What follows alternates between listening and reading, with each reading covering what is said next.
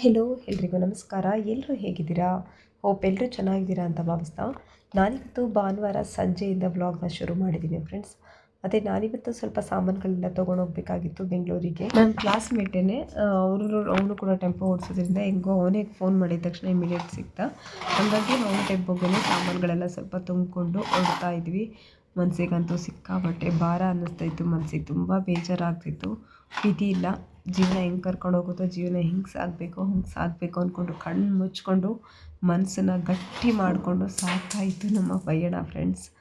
Already ಹೊರಟಾಗ್ಲೇ ಮಳೆ ಅಂತೂ ಯಾಕೋ ಬರೋಂಗೆ ಇದೆ. ಒಂದು 2-3 ದಿನದಿಂದ ವೆದರ್ ಕೂಡ ಹಾಗೆ ಇದೆ. ಇವತ್ತಂತೂ ಫುಲ್ ಮಳೆ ಬರೋ ಹಾಗೇ ಇದೆ. ಹಂಗೋ ಒಂದು ಸ್ವಲ್ಪ ಟಾರ್ಪಲೆಲ್ಲ ಕಟ್ಟಿ ಏನೇನೋ ಸರ್ಕಸ್ ಮಾಡಿದ್ದಾನೆ. ನಾವು ಹೋಗೋಷ್ಟೊತ್ತಿಗೆ ಮಳೆ ಬರದೇ ಇದ್ದರೆ ಸಾಕು ಫ್ರೆಂಡ್ಸ್. ಅದ್ರ ಜೊತೆಗೆ ಗಾಡಿ ಕೂಡ ತುಂಬ ನಿಧಾನಕ್ಕೆ ಹೋಗ್ತಾಯಿತ್ತು. ಯಾಕಂದರೆ ಅಪ್ಸ್ ಆ್ಯಂಡ್ ಡೌನ್ಸ್ ಎಲ್ಲ ಇರುತ್ತಲ್ವ, ಅಲ್ಲಿ ಅದೆಲ್ಲ ಏನಾದರೂ ಸ್ಕ್ರ್ಯಾಚಸ್ ಆಗಿಬಿಡುತ್ತೆ ಐಟಮು ಅಂತ ಹೇಳ್ಬಿಟ್ಟು ಅವನು ನಿಧಾನಕ್ಕೆ ಹೋಗ್ತಿದ್ದ. ಬಟ್ ವೀಡಿಯೋ ಫಾಸ್ಟಾಗಿ ಮೂವ್ ಆಗ್ತಿದೆ ಅಂದ್ಕೋಬೋದು.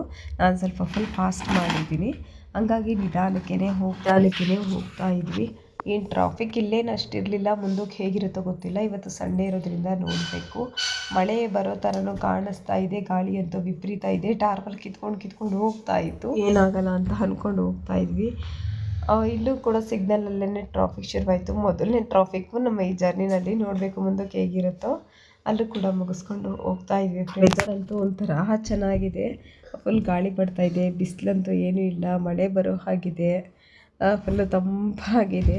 ನಾವು ಯೂಶ್ವಲಿ ಗಾಡಿನಲ್ಲಿ ಹೋದರೆ ಮಿನಿಮಮ್ ಅಂದರೆ ಫಾಸ್ಟಾಗೆಲ್ಲ ಹೋಗೋರು 1.5 hour ಅವಾಗೆಲ್ಲ ಹೊರಟೋಗ್ಬಿಡ್ತಾರೆ. ಬಟ್ ಯೂಶ್ವಲಿ ನಾವು ನಮ್ಮ ಯಜಮಾನ್ರು ಬರಬೇಕಾದ್ರಲ್ಲ ಮಿನಿಮಮ್ 1.25 hour ಅಂತೂ ಬೇಕೇ ಬೇಕಾಗ್ತಿತ್ತು. ನಾನು ಟೆಂಪೋದಲ್ಲಿ ಬೇಗ ಅಷ್ಟೇ ಆಗುತ್ತೆ ಅಂದ್ಕೊಂಡೆ. ಇಲ್ಲ, ತುಂಬ ಆಲ್ಮೋಸ್ಟ್ ಒಂದು 2 hours ಕ್ರಾಸ್ ಆಗ್ತಾಯಿತ್ತು. ಯಾಕಂದರೆ ನಾನು ಆವಾಗಲೇ ಹೇಳಿದಾಗೆ ನಿಧಾನಕ್ಕೇ ನಾವು ಮೂವ್ ಆಗ್ತಾಯಿದ್ವಿ. ಹಾಗಾಗಿ ಫೈನಲಿ ನಾವು ಆಲ್ಮೋಸ್ಟ್ ಬಿಟ್ಟು ಕೆಂಗೇರಿ ಹತ್ತತ್ರ ರೀಚ್ ಆದ್ವಿ. ನೋಡೋಣ, ಇಲ್ಲೂ ಏನು ಟ್ರಾಫಿಕ್ ಅಷ್ಟಾಗಿ ಕಾಣಿಸ್ತಾ ಇಲ್ಲ. ಇನ್ನು ಮುಂದಕ್ಕೆ ಹೇಗಿರುತ್ತೋ ಏನೋ ಗೊತ್ತಿಲ್ಲ. ನಾನು ವಿಡಿಯೋ ಅಲ್ಪ ಸ್ವಲ್ಪ ಮಾಡಿಕೊಂಡು ಸುಮ್ಮನೆ ಕೂತಿದ್ನಲ್ಲ, ಹಾಗೆ ಮಾಡ್ಕೋತಾ ಇದ್ದೆ.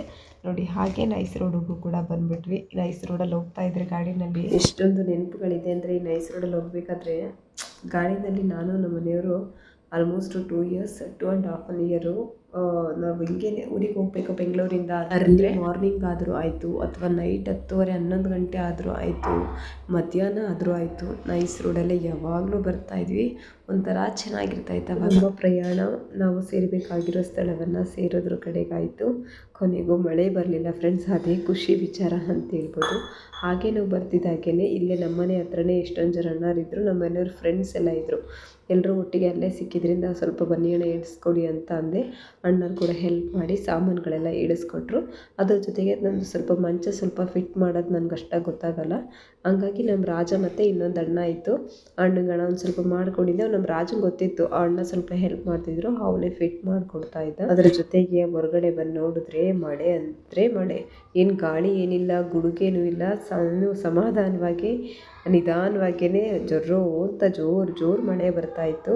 ಪುಣ್ಯಕ್ಕೆ ನಾನು ಟೆಂಪೋಗೆ ಬರಬೇಕಾದ್ರೆ ಬರಲಿಲ್ಲ. ಯಾಕಂದರೆ ಅದು ಟಾರ್ಪಲ್ ಕೆಲವೊಂದು ಕಡೆ ತೂಗ್ತಾಗಿತ್ತು. ಜೊತೆಗೆ ಗಾಳಿ ಪಡ್ತು ಕೂಡ ಕಿತ್ಕೊಂಡು ಬರ್ತಾಯಿತ್ತು. ಹಾಗಿತ್ತು ಇವತ್ತಿನ ಕತೆ ಫ್ರೆಂಡ್ಸ್. ಇನ್ನೊಂದು ವಿಡಿಯೋ ಜೊತೆ ನಾಳೆ ಸಿಗ್ತೀನಿ. ಅಲ್ಲಿವರೆಗೂ ಟೇಕ್ ಕೇರ್, ಬಾಯ್.